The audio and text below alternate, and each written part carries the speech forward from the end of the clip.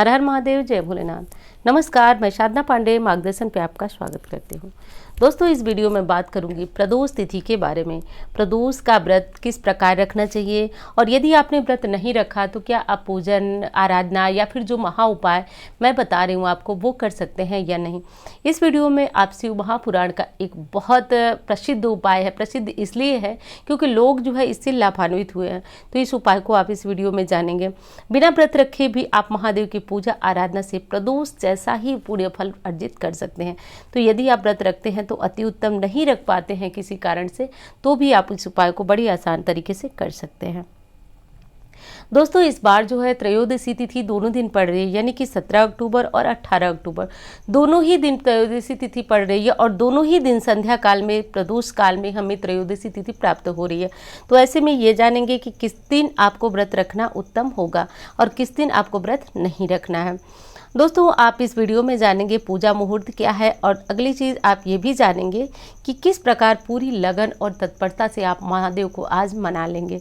देखिए, आज इसलिए कह रही हूँ क्योंकि हर दिन आप महादेव की पूजा करते हैं, हर सोमवार करते हैं, हर पूर्णिमा, अमावस्या, हर तिथि पे आप करते हैं, लेकिन प्रदोष तिथि का जो हमारे शास्त्रों में वर्णन है उसका अपना अलग ही महत्व है। कहा जाता है कि आज के दिन महादेव बड़े प्रसन्न मुद्रा में होते हैं, शिवलिंग में इनका वास होता है। तो प्रदोष के दिन यदि आप बहुत अच्छी प्रकार निष्ठा से किसी कामना की पूर्ति के लिए आप प्रदोष का संकल्प लेकर के व्रत धारण कर प्रदोष काल में महादेव की आराधना और पूजन करते हैं तो निश्चित रूप से आपकी कामनाएं पूर्ण होती हैं।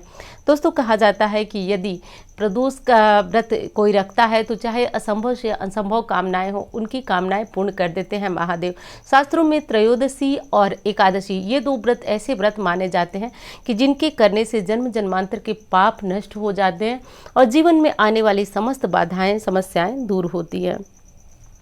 दोस्तों, प्रदोष के दिन आपको एक काम कर लेना है। सबसे पहले तो कि जब आप जगें तो ब्रह्म मुहूर्त में जगने के बाद जो है आपको सबसे पहले महादेव के नाम का उच्चारण करना है, तभी आपको बिस्तर से नीचे पैर रखना है। दूसरी चीज़ कि आप जानते हैं कि आपको एक दिन पूर्व जो है व्रत के नियमों का पालन जो है करना ही होता है। तो आपको ब्रह्मचर्य इत्यादि का पालन करना होता है और व्रत में आप रहें या इस उपाय को करने के लिए इस नियम का पालन आपको करना ही करना होता है।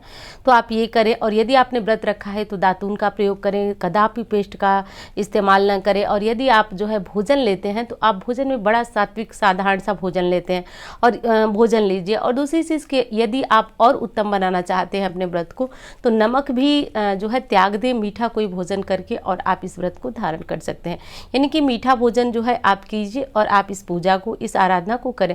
देखिए, कहा गया है, सूत जी समझा रहे हैं कि जो कोई निर्बल है, शारीरिक रूप से कमजोर है और वो प्रदोष का व्रत धारण नहीं कर सकता है तो प्रदोष काल में एक लोटा जल, बेलपत्री और शिव आराधना की जितनी सामग्री है लेकर के वो किसी शिवालय में जाकर पूजन आराधना कर महादेव की आराधना करता है तो प्रदोष जितना ही उसको पुण्य फल की प्राप्ति होती है।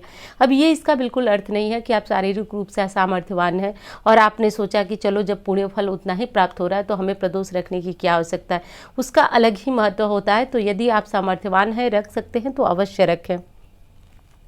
तो ये काम आपको करना है दोस्तों। और दूसरी चीज़ कि आपको प्रदोष के लिए बेलपत्र एक दिन पूर्व ही इंतजाम कर लेना चाहिए। एक कारण बता दूं कि शिव जी की जो प्रिय तिथियां हैं, जैसे सोमवार हो गया, पूर्णिमा, अमावस्या, इन तिथियों में कभी भी बेलपत्र को हाथ भी नहीं लगाया जाता है, यानी कि बेल वृक्ष को हाथ भी नहीं लगाया जाता है। इसलिए कहा जाता है कि एक दिन पूर्व आप बड़े आराम से बेलपत्र तोड़ करके रख लें और इनसे जो है शिव की पूजा करें, आराधना करें। तो अब देख लीजिए कि आपको व्रत रखना किस दिन है। तो देखिए, संशय इसलिए बना हुआ है क्योंकि त्रयोदशी तिथि 17 और 18 अक्टूबर दोनों दिन पड़ रही है। तो 17 तारीख को प्रारंभ हो रही है शाम 5:39 पर और तिथि समाप्त हो रही है 18 तारीख को शाम 6:07 पर। तो अब दोनों ही दिन आपको शाम के समय त्रयोदशी तिथि मिल रही है।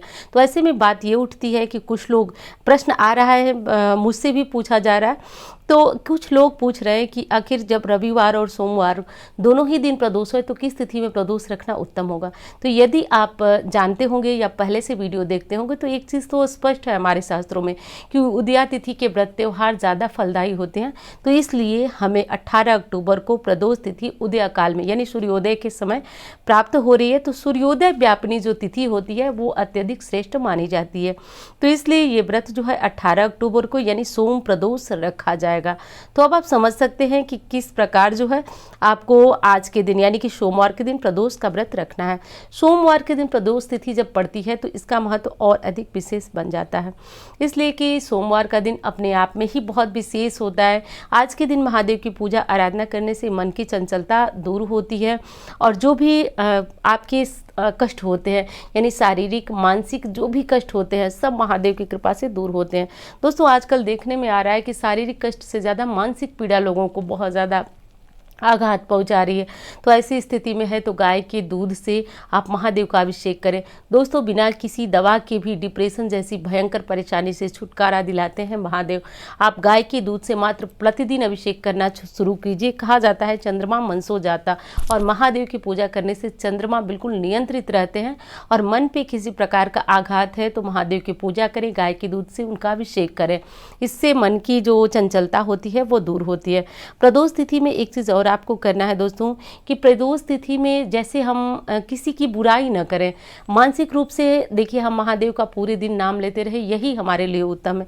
एक गलती हम अक्सर कर देते हैं कि हम व्रत तो रखते हैं या फिर पूजा तो हम करते हैं, ऐसे में बड़ी चुगली और शिकायत हमारे अंदर भी भरी रहती है और हम दूसरों से भी करते। कुछ लोग तो मैंने देखा है दोस्तों, वो लोग मंदिर में भी शिकायत करने से बाज नहीं आते हैं। मैंने देखा है तो ये बातें आपको कह रही हूँ। देखा है कि भगवान के समक्ष खड़े होकर के भी लोग एक दूसरे की शिकायत करते हैं। कम से कम वहाँ तो रुक जाना चाहिए। और वहाँ क्या, यदि आप चाहते हैं कि आप जो है कि अच्छे बने, आपका जीवन अच्छा बने, तो स्वयं को पहले सुधारना होगा। और इसकी शुरुआत हमें जो है अपनी वाणी से करना होगा, क्योंकि दिन भर हम बोलते हैं तो कोशिश करनी चाहिए कि हम जो है जो भी बोले सात्विक बोलें। किसी के खिलाफ कुछ इधर उधर की बातें बोलने से ना तो कोई फ़ायदा है और ना ही आपको कुछ मिलने वाला है, ना उसका जिसके लिए आप बोल रहे हैं उसका कुछ बिगड़ने वाला है। तो इसका आप ध्यान रखें, क्योंकि कहा जाता है कि हम पवित्र सिर्फ शारीरिक रूप से ना हो, मानसिक रूप से भी हो, तभी जाकर हमारे द्वारा किया गया व्रत फलीभूत होता है। तो अब बात करते हैं कि पूजा आपको क्या करनी है। फिर एक बार कहूँगी, पिछली बार भी बताई थी कि बहुत लोग कहते हैं कि दीदी प्रदोष काल में पूजा कर सकते हैं या नहीं। तो देखिए वो लोग, मुझे लगता है कि जो लोग ये प्रश्न करते हैं वो शायद नए हैं इस चैनल पे, इसलिए प्रश्न करते हैं, उनके लिए बता रही हूँ, क्योंकि जो लोग पुराने हैं उनको बड़ी अच्छी तरह से पता है। प्रदोष काल में आपको प्रदोष के दिन जरूर पूजा करना चाहिए, जरूर जल चढ़ाना चाहिए। अब इतना आवश्यक है। वैसे तो शिव पुराण में लिखा गया है कि तीनों काल में ही महादेव की पूजा आराधना महादेव के भक्त करते हैं और होनी भी चाहिए। तो इसमें जल और फूल इत्यादि का कोई भी आपको ये नहीं है कि आप सुबह में जल चढ़ाएं शाम में न चढ़ाएं। प्रदोष तिथि में बल्कि विशेष रूप से जल चढ़ा करके महादेव की आराधना करनी चाहिए। अब बात आती है उनकी कि जिनके यहाँ मंदिर में पुजारी जी ही नहीं करने देते, वो क्या करें। तो वो लोग सुबह ही कर लें। वैसे ही सोमवार का दिन है, लेकिन सुबह करें, एक बार शिवालय जरूर जाएं। और यदि असमर्थता है, आप जा ही नहीं पा रहे हैं, तो घर पे यदि आपने शिवलिंग रखा है तो शिवलिंग की बहुत अच्छी तरह से विधि विधान से पूजन करें। दोस्तों कहा जाता है कि जहाँ पे आपकी आस्था होती है वहीं पे भगवान होते हैं। भगवान होते ही आस्था में है, ये चीज़ आप समझिए। तो हमारी आस्था यदि शिवलिंग में है, शिव जी की छोटी सी मूर्ति में, छोटी सी पिंडी में, वहीं पे शिव जी हैं। शिव जी तो कण कण में वास करते हैं। तो अब आपको घर पे ही बहुत अच्छी तरह से पूजा आराधना करनी है। विधि तो आप अच्छी तरह से जानते हैं। करना ये है दोस्तों, सर्वप्रथम गंगा जल मिश्रित जल से आप भगवान को स्नान कराएं, और यदि दूध और घी, शहद, शक्कर इत्यादि चीज़ें हैं तो आप उससे अभिषेक करें। और यदि नहीं है तो जो चीज़ें आपको मिल जाए, जो चीज़ आपको मिल जाए वो चीज़ महादेव को चढ़ाइए। और चढ़ाने के बाद बेलपत्र जो है उस पर 11 बेलपत्र जरूर चढ़ाइए। मिल जाए तो, नहीं मिले तो एक बेलपत्र भी आप चढ़ा सकते हैं। धतूरा, जो चीज़ें आपको मिल जाए बस वो चीज़ महादेव पे चढ़ाइए। और यदि आप मंदिर गए हैं या फिर घर में, कम से कम आप महादेव के सामने खड़े होकर के, आज सोमवार का दिन है और सोम प्रदोष व्रत पे सिर्फ शिव शिव शिव शिव ऐसे बोलिए। दोस्तों जीवन में आने वाली समस्त समस्याएं और संकट दूर करते हैं। विशेष लोग जो है धन की संबंधित समस्याएं से परेशान है। दोस्तों यकीन मानिए, आप बस दिल लगा के पूजा कीजिए, कुछ मत सोचिए, सोचिए ही मत कि कब मेरे पास पैसा आ रहा है, क्या बिगड़ा क्या बना। एक बार सच्चे हृदय से वहाँ जाइए और वहीं उनको, अपने आप को एकदम दिल से समर्पित कर दीजिए। दिल से समर्पित करना होता क्या है पहले ये समझ लीजिए। अब ये नहीं होता है कि उसमें हम अपना दिमाग चलाएं, बस उनके ऊपर छोड़ दिए कि अब आप ही रास्ता दिखाओ प्रभु, क्योंकि मैंने तो जितना प्रयास किया सब कुछ विपरीत ही होता जा रहा है। तो अब आपके चरणों में जो है मैं अपना सर्वस्व छोड़ रही हूँ या छोड़ रहा हूँ, अब आप रास्ता दिखाइए। दोस्तों यकीन मानिए, शिव जी आगे आगे चलेंगे और आप पीछे पीछे होंगे उनके। और जिस व्यक्ति के मार्गदर्शक स्वयं शिव जी हैं, उसकी गाड़ी तो कभी पीछे हटने वाली नहीं है। इस चीज़ को यकीन मानिए आप। बस चलते जाइए। अब उसमें महत्व ये नहीं रखता है कि उसमें आप जो है क्या चढ़ा रहे हैं क्या नहीं। एक बार यदि आपने दिल से शिव जी को इस तरह से अपना पथ प्रदर्शक मान लिया तो यकीन मानिए आपकी गाड़ी हमेशा हमेशा हमेशा बस आगे आगे ही चलेगी। तो मैं बात कर रही थी कि आपको किस प्रकार जो है आराधना करनी चाहिए, पूजन करना है। तो सब कुछ जब कर लिया तो देखिए प्रदोष का दिन है, इसलिए मैं विशेष विधि आपको बताती जा रही हूँ। उसके बाद जो है आप एक गाय के घी का दीपक जरूर जलाइए यदि संभव हो तो। यदि आपके पास घी नहीं है या कोई समस्या है तो तिल के तेल का जलाइए। यदि वो भी नहीं है तो आप कपूर से आरती ज़रूर कीजिए। आप शिव जी की आरती कर सकते हैं और बाकी तो कर्पूर गौरम जो हम लोग हर आरती के बाद करते हैं वो आरती भी कर सकते हैं। इससे महादेव की विशेष कृपा होती है। दोस्तों मैं तो कहूँगी प्रदोष, सोमवार या विशेष तिथि में कपूर से आरती ज़रूर करें महादेव की, इससे उनकी विशेष कृपा प्राप्त होती है। अब बात करते हैं महा उपाय की कि अब आपको महा उपाय में क्या करना है। दोस्तों देखिए आज आपको सफ़ेद फूल का इंतज़ाम कर लेना है। सोम प्रदोष में सफ़ेद फूल का या सफ़ेद चीज़ों का अपना अलग महत्व होता है, क्योंकि चंद्रमा का संबंध सफ़ेद चीज़ों से है और शिव जी की पूजा आराधना में भी सफ़ेद चीज़ों का अपना विशेष महत्व होता है।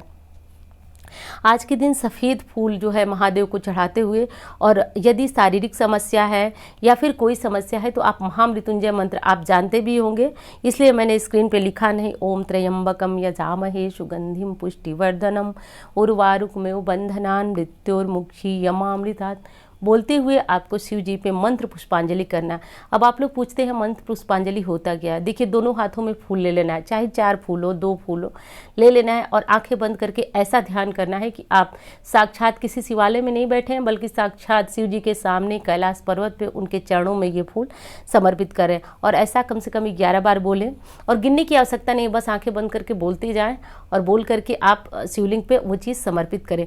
दोस्तों मंत्रों की शक्ति आ जाती है आपके द्वारा चढ़ाए हुए फूलों में और आपके ऊपर शिव जी की विशेष कृपा होती है। ये इसको सूत जी ने बताया था ऋषियों से कि मनुष्यों के कल्याणार्थ ये उपाय करने से मनुष्यों के जीवन में कामनाओं की पूर्ति होती है और उनका कल्याण होता है। तो ये उपाय सोम प्रदोष का बड़ा विशेष होता है, तो आप कर लें।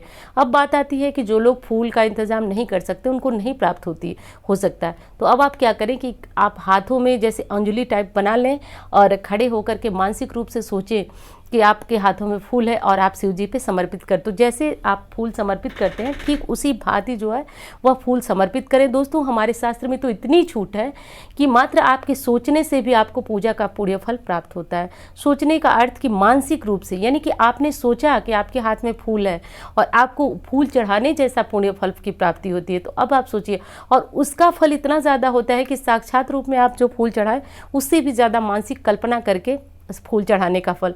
लेकिन ये कल्पना आप तब कर सकते हैं जब आप असमर्थ हैं, आपको फूल आपने प्रयास किया और नहीं मिला। तो यदि ऐसा होता है तो आप मानसिक रूप से करके इस उपाय का लाभ ले सकते हैं। दोस्तों आज के दिन यदि संभव हो तो आप जो है खीर बनाएं। खीर आप मखाने का बना सकते हैं, साबूदाने की बना सकते हैं, चावल की बना सकते हैं और खीर का महादेव जी को भोग लगा करके, और यदि किसी ज़रूरतमंद को आप ये खीर खिला सके तो समझिए कि सौभाग्यदायक ये उपाय होता है। और जो उपाय मैं बता रही हूँ शिव महापुराण का ये उपाय है और प्रसिद्ध उपाय है, जो जन कल्याणार्थ ये उपाय जो है वो सूत जी ने बताया था। तो यदि आप जो है खीर का भोग लगाते हैं तो अति उत्तम, और उससे भी उत्तम होता है कि यदि आप किसी ज़रूरतमंद को इस खीर को खिला पाते हैं। इस चीज़ का ध्यान रखिए। तो दोस्तों ये जानकारी आपको कैसी लगी ये बताइएगा ज़रूर। वीडियो को लाइक ज़रूर कीजिएगा, क्योंकि लाइक सिर्फ एक लाइक नहीं होता है बल्कि मेरे लिए प्रेरणा होती है कि मैं जो कह रही हूँ, जो बता रही हूँ आपको समझ में आ रही है। तो और यदि जुड़ना है मार्गदर्शन परिवार के साथ तो आप जो है चैनल को सब्सक्राइब कर सकते हैं। तो उम्मीद करती हूँ जानकारी आपको अच्छी लगी। मिलती हूँ इसी तरह के वीडियो के साथ। धन्यवाद।